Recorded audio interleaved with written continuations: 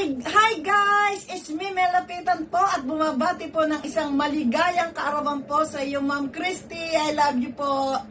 Maraming pong salamat sa isang malaking privilege na ako po ay makabati sa iyo ng isang maligayang kaarawan po sa iyo at nawa po ay marami pa pong kaarawan dumating sa life mo at patuloy ka pong pagpalain ng ating buhay na Diyos.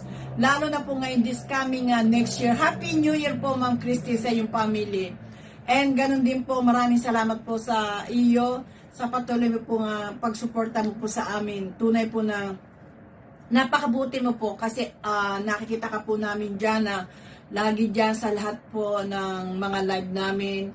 Kung saan po si Shirley andun ka po at talaga po na mapipil po namin napaka down to earth mo po at talagang yung suporta mo po sa amin sa bawat isa po.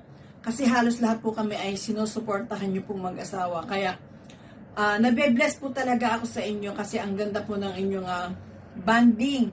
Talagang idol na po, talagang masasabi po na idol kayong mag-asawa kasi makikita po namin kung paano po kayo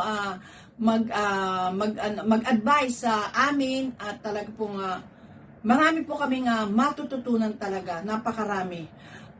Talaga po na wala po kami masabi sa inyo. At maraming po salamat, Ma'am Christy, and I love you. And muli po, happy birthday. At maraming salamat po sa pagkakataong ito at ikaw po inabati ko po.